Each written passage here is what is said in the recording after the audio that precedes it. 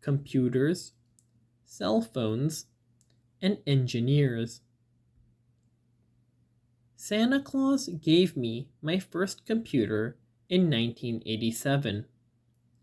It was a Commodore and looked nothing like the computers you likely use. It was clunky, weighed a ton, and had only one color on its home screen, a weird green. But to me, it unlocked a magical world populated by Carmen Sandiego. You've probably never heard of her, but she starred in her own pretty awesome game and pioneers along the Oregon Trail, another game you're probably not familiar with that I bet you could find online if you are curious. I remember when I sent my first email in high school and my first tweet only a few years ago. I remember when I got my first cell phone during my senior year in college. Today, I couldn't imagine my life or our world now without technology, without computers, cell phones, the internet, or social media. In 2013, approximately 2.7 billion people used the internet, and there were almost 7 billion cell phone numbers. More cell phones have been bought than there are people in the world, and they're almost as common in the developing world as in the developed. Yet, in many places, women are less likely than men to own a cell phone or have access to the internet.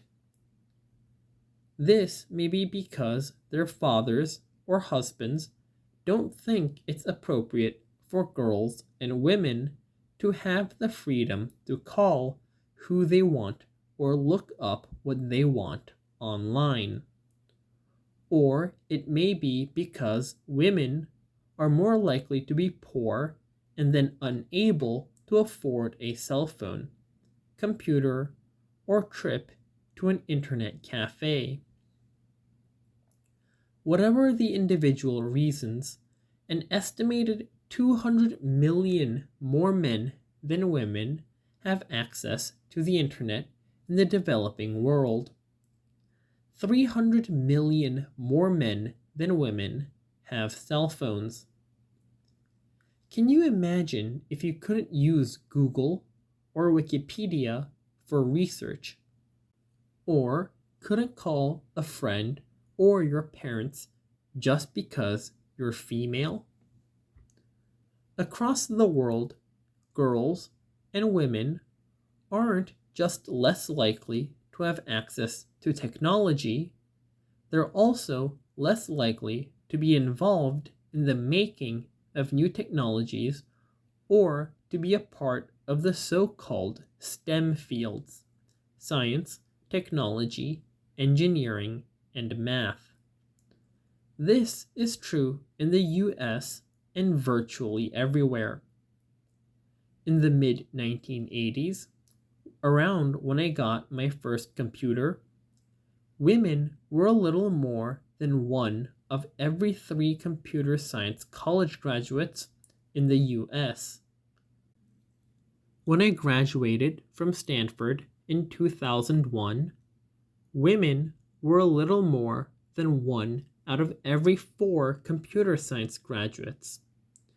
In 2012, it was less than 1 in 5.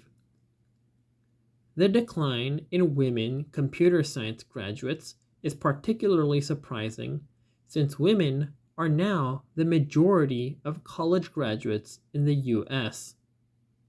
So, why is this happening? Well, here are a few possible explanations. There aren't as many female role models in STEM for girls or boys to look up to. In general, girls are called on less in middle school science and math classes, so girls are sent a subtle but persistent message that their answers or opinions are less valued in those subjects. There's also little general awareness of how computer science and coding relate to the future of all kinds of jobs in fashion, film, even farming, like for knowing when crops should or shouldn't be watered, and more, not just to the newest cell phone or computer. The absence of young women in computing has attracted a lot of attention recently because it's so stark and because the US expects to have more than 1 million new jobs in computing and technology by 2022. Our country needs as many people as possible, including as many women who are qualified and interested to fill those jobs and help imagine the next Pinterest or the next big animated hit movie like Frozen. We need more girls to understand how coding and computer science can help shape a career in almost any field, and schools to help support more girls and boys in imagining such careers. And that's not only true in the US, it's true everywhere. No country can be as creative or productive as possible if it leaves half its population, girls, behind. Recognizing this, various national, state, and local efforts have been created in an attempt to recruit more STEM teachers and engage more girls in STEM subjects. Technology companies are also on the front lines of these efforts because they know if they're not getting the best and most creative brains, they're not going to be able to develop the next cool products. One way Google is trying to attract girls to technology is through the initiative Made with Code, which looks to show girls how, increasingly, everything, including in fields like fashion, is made with code. If you want to learn more and participate, you can visit madewithcode.com. Another effort, led by the remarkable Reshma Saujani, is Girls Who Code, a nonprofit program that teaches female high school students how to code and mentors the young women in the program as they create their own innovative apps.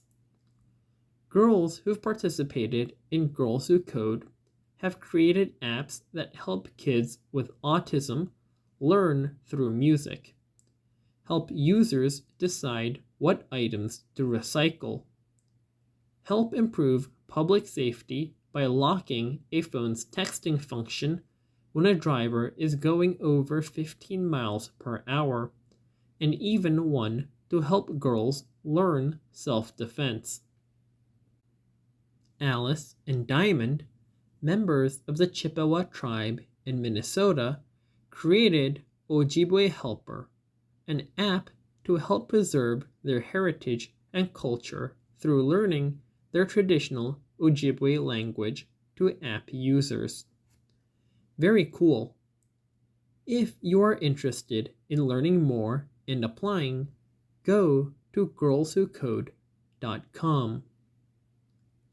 The Girl Scouts has built an awesome program that I wish had been around when I was a brownie to help scouts and brownies build STEM skills.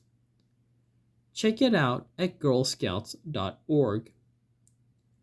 The Girl Scouts also recently introduced an option for brownies and scouts to start online cookie stores, helping girls build e-commerce and entrepreneurship skills. I loved selling and eating Girl Scout cookies when I was a brownie, and wish this had been an option 25 years ago. Boys can help too by encouraging their sisters to get involved in STEM, whether to sell cookies or to create apps, by playing and even designing games together, and by talking about women pioneers in math and science like the women pictured here.